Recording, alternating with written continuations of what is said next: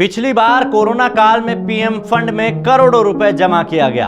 आखिर वो पैसा कहां इस्तेमाल किया जा रहा है, कहां कितना खर्च किया गया है, इसका हिसाब कौन देगा?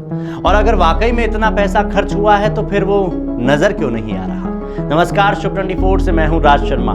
देश में इस समय हालात बद से बदतर होते जा रहे हैं। कोरोना महामारी की दूसरी लहर ने जिस तरह से पूरी दुनिया में तबाही मचाई हुई है, उसे देखते हुए आने वाले दिनों में स्थितियां और भी गंभीर हो सकती हैं। देश के कई राज्यों में लॉकडाउन जैसी पाबंदियां लगाई जा चुकी हैं। वीकेंड कर्फ्यू लगाने के बाद भी बाजारों और सार्वजनिक स्थानों पर लापरवाह लोगों की भीड़ देखी जा रही है। ऑक्सीजन की कमी की वजह से अस्पतालों में मरीज मर रहे हैं। वेंटिलेटर की कमी से जूझ रही चिकित्सा व्यवस्था इन दिनों खुद वेंटिलेटर पर दम तोड़ती दिख रही है।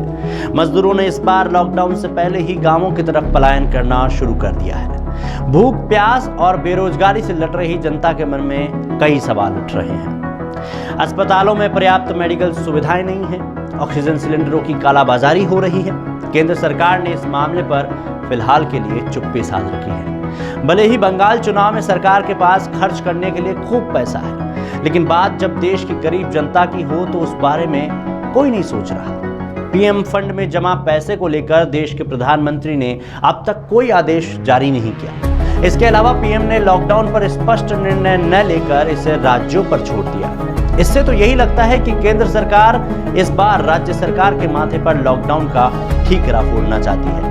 तो वहीं राज्य सरकारों ने भी लॉकडाउन लगाने के लिए उनके अधिकार जिला कलेक्टर्स को देकर खुद को सुरक्षित कर लिया है। मौजूदा हालात देखकर तो यही लगता है कि सरकारी तंत्र अपनी अपनी जिम्मेदारी से पल्ला झाड़कर सिर्फ और सिर्फ कागजी आंकड़ों पर बहस कर रहा है, जबकि असलियत पहले से ज्यादा भयावह है।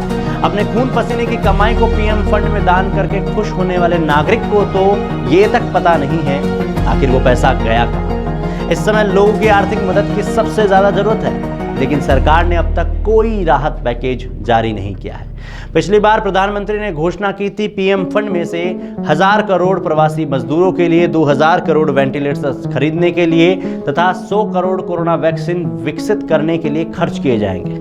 करीब एक साल बाद हालात फिर से बेकाबू होते नजर आ रहे हैं। ऐसे में देश के अस्पतालों का हाल बहुत बुरा है।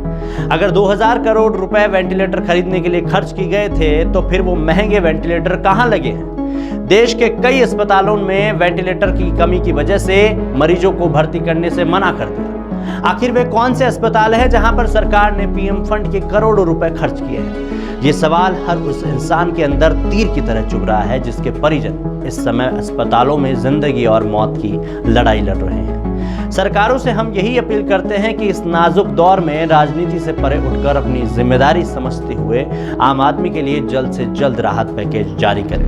बाकी शुभ 24 आपसे बस यही अपील करता है कि आप अपना और अपने प्रियजनों का ख्याल रखें, उनके स्वास्थ्य का ध्यान रखें। जब भी जरूरत हो तभी घर से बाहर निकले, अन्यथा घर में ही रहें। लॉकडाउन और सरकार के द्वारा दी गई गाइडलाइनों का पालन करें।